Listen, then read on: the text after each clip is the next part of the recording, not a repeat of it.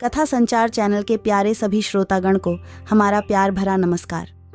तो मित्रों, आज की कहानी का नाम है एक पति की दो पत्नियां। तो चलिए चलते हैं कहानी पर। प्रियंका रात के अंधेरे में हाथ में लौटा लेकर खेत में जा रही है। प्रियंका, अरे बाप रे, कितना अंधेरा है, ये मैं कहाँ आ गई, कितनी बदबू आ रही है चारों तरफ से।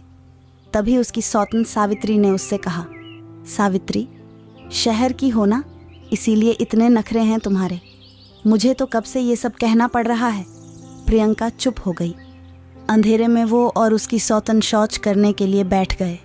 तभी उनके ऊपर टॉर्च की रोशनी आकर गिरी। सावित्री और प्रियंका चौंक गईं।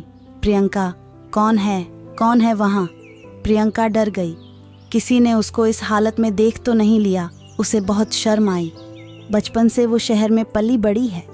उसने कभी नहीं सोचा था कि उसकी शादी गांव में होगी।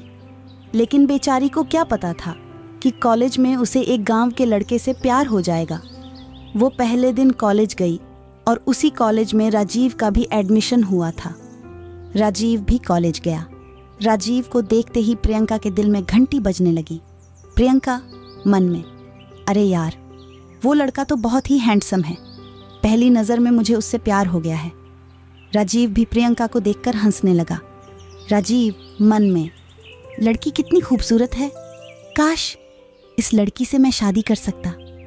लेकिन वहाँ गांव में मेरी शादी हो चुकी है। नहीं, इस लड़की को ये नहीं बता सकता। राजीव की शादी बचपन में ही हो गई थी। सावित्री भी तब बहुत छोटी थी। राजीव के गांव में ऐसा ही होता था, लड़के के साथ लड़की की बचपन में शादी करवाई जाती थी ताकि बड़े होकर उसका मन बाहर न लगे। लेकिन यहाँ तो राजीव का मन लग गया था। कुछ ही दिनों में राजीव के साथ प्रियंका की अच्छी दोस्ती हो गई और प्रियंका ने राजीव से कहा, प्रियंका, राजीव, मैं तुमसे बहुत प्यार करती हूँ, मैं तुम्हारी धर्म पत्नी बनना चाहती हूँ। राजीव, मैं भी तुमसे बहुत प्यार करता हूँ प्रियंका। लेकिन प्रियंका, लेकिन क्या? राजीव, कुछ नहीं, कॉलेज खत्म होते ही हम शादी कर लेंगे। गांव में सावित्री राजीव की मां जानकी को खुश करने में लगी हुई थी। उसे राजीव से खास प्यार नहीं था। राजीव को भी सावित्री से कुछ लगाव नहीं था। काम करते करते सावित्री की हालत खराब हो जाती थी। सावित्री, पता नहीं बचपन में इसी घर में मेरी शादी क्यों हुई। ये सास नहीं चुड़ैल है, चुड़ैल, कितना काम करवाती है। जानकी जो बोलती थी सबको वही सुनना पड़ता था। जानकी का पति बहुत पहले मर गया था और तब से जानकी ही घर चलाती आई है। उसके पास बहुत सारी ज़मीन जायदाद भी है, इसीलिए सिर्फ घर में ही नहीं, पूरे गांव में उसका दबदबा है। राजीव को शहर में जाने के लिए अपनी माँ को बहुत मनाना पड़ा और शहर जाते ही वो प्रियंका के प्यार में डूबने लगा। ऐसे ही 3 साल बीत गए और राजीव ने प्रियंका से शादी कर ली। प्रियंका, राजीव, अब मुझे तुम्हारे घर ले चलो ना, मुझे गांव बहुत पसंद है। प्रियंका बहुत खुश थी, लेकिन राजीव के मन में चिंता के काले बादल छा गए थे। राजीव, अरे यार, अब क्या करूं, दूसरी शादी कर ली है मैंने, अब क्या ही कर सकते हैं, ले चलता हूं इसे गांव। राजीव प्रियंका को लेकर गांव चला गया। जाते जाते शाम हो गई। राजीव ने अपनी माँ को बुलाया। राजीव, माँ, दरवाज़ा खोलिए माँ। जानकी ने दरवाज़ा खोला। सावित्री भी आई और प्रियंका को देखकर दोनों चौंक गए। जानकी, ये क्या है बेटा, ये लड़की कौन है और इसके गले में मंगलसूत्र क्यों है? राजीव, वो असल में, राजीव ने सब कुछ बताया। जानकी और सावित्री दोनों गुस्सा हो गई। राजीव शादीशुदा था, ये जानकर प्रियंका भी बहुत गुस्सा हो गई। प्रियंका, तुमने मुझे धोखा दिया है राजीव, तुमने मुझसे झूठ बोला है। राजीव, नहीं प्रियंका, मेरी बात तो सुनो। राजीव ने प्रियंका को समझाया है कि वो सावित्री से प्यार नहीं करता और सावित्री के साथ उसकी शादी बचपन में ही हो गई थी। तब जाकर प्रियंका ने रोना बंद किया।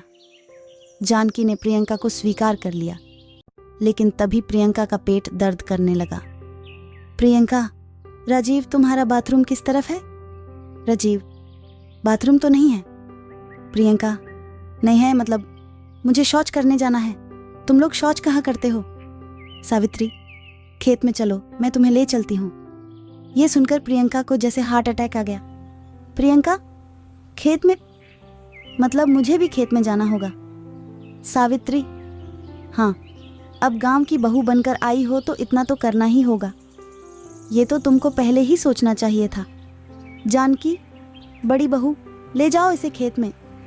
सावित्री प्रियंका को खेत में ले गई। चारों तरफ अंधेरा ही अंधेरा था। प्रियंका को बहुत डर लग रहा था। प्रियंका, मुझे बहुत डर लग रहा है दीदी।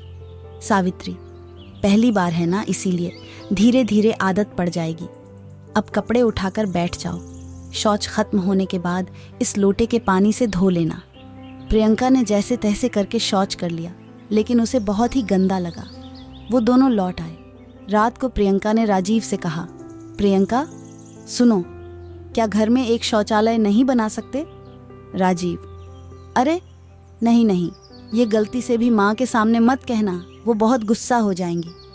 प्रियंका, लेकिन क्यों, इसमें गुस्सा होने वाली क्या बात है? राजीव, वो सब गंदे काम घर में क्यों करना, घर अपवित्र हो जाएगा। उससे अच्छा बाहर से करके आओ। ये सुनकर प्रियंका को बहुत बुरा लगा। तभी सावित्री वहां आई और बोली, सावित्री, अरे मेरी सौतन, कितनी मासूम है तू। इस गांव में ऐसा ही होता है। प्रियंका, दीदी, क्या आपको इससे तकलीफ नहीं होती? सावित्री, तकलीफ तो होती है, लेकिन क्या करूं, छोड़ ये सब। सुन, मैं सुबह 4 बजे सूरज उठने से पहले तुझे बुलाने आऊंगी और फिर दोनों मिलकर शौच करने चलेंगे। प्रियंका सो गई। उसे पूरी रात नींद नहीं आई। 4 बजे सावित्री ने प्रियंका को बुलाया और दोनों शौच करने चले गए। उसी वक्त गांव के बुढ़े रामलाल को भी प्रेशर आ गया। ओहो, ये भी ना कभी भी प्रेशर आ जाता है। अब चलो खेत में। रामलाल खेत में गया। प्रियंका और सावित्री अभी अभी शौच करने बैठी थी। प्रियंका को देखकर बुढ़े की आंखें चमकने लगीं। रामलाल, ये लड़की नई आई है, लगता है। देख के तो लग रहा है कि ये शहर की है।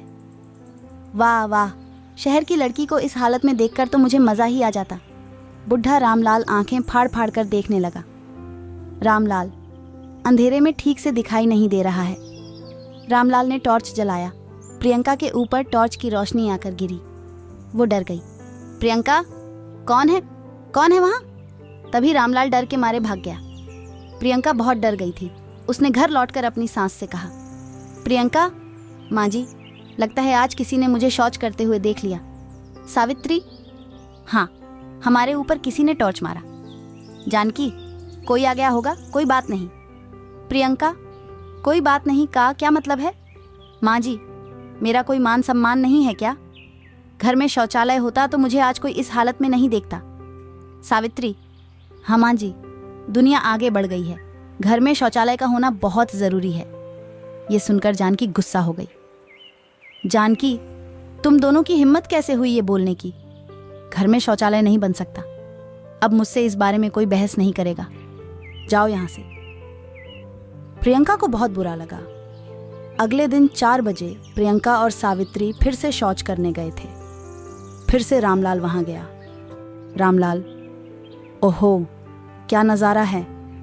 ऐसा नज़ारा अब से हर रोज़ देखने को मिलेगा। उसके बाद से हर रोज़ रामलाल चोरी छुपे हुए देखने लगा। उसकी नीयत खराब थी। ऐसे ही दिन बीतने लगे। प्रियंका जब जब शौचालय के बारे में कहती, तब तब घर में झगड़ा होने लगता। राजीव, प्रियंका, मैंने कितनी बार कहा है कि माँ से शौचालय के बारे में कोई बात नहीं करना। मुझे भी पता है कि घर में शौचालय का होना बहुत ज़रूरी है, लेकिन ये घर माँ का है। वो जो बोलेंगी वही तो होगा ना। प्रियंका छुप छुप कर रोने लगी। सावित्री ने उससे कहा, सावित्री बहन, मुझे पता है कि ये तेरे लिए बहुत मुश्किल है, लेकिन क्या करें, हम औरतों को ये सब झेलना पड़ता है। चुपचाप सब कुछ मान लेने में ही हमारी भलाई है। प्रियंका, नहीं, मैं ऐसे नहीं रह सकती। मैं मायके जा रही हूँ। ये बोलकर प्रियंका घर छोड़कर चली गई। जानकी, जा रही हो ना? बस अब कभी लौट मत आना यहाँ। प्रियंका मायके चली गई। उसी दिन रामलाल ने एक फ़ोन खरीदा। रामलाल, कल सुबह मैं उस लड़की की तस्वीर खींच लूँगा इस फ़ोन में और जब चाहे देखूँगा। लेकिन प्रियंका जा चुकी थी। सुबह के 4 बजे जानकी को प्रेशर आ गया। जानकी शौच करने खेत में चली गई। तभी रामलाल वहाँ फोन से तस्वीरें खींचने लगा। रामलाल, ये तो जानकी है, वो लड़की कहाँ गई? रामलाल तस्वीरें डिलीट करने लगा, लेकिन उसे फ़ोन यूज़ करना तो आता ही नहीं था। डिलीट न करके उसने गलती से वो तस्वीरें गांव के सभी लोगों के फ़ोन में भेज दी। आदमी, अरे ये तो जानकी की तस्वीर है, वो भी शौच करते हुए।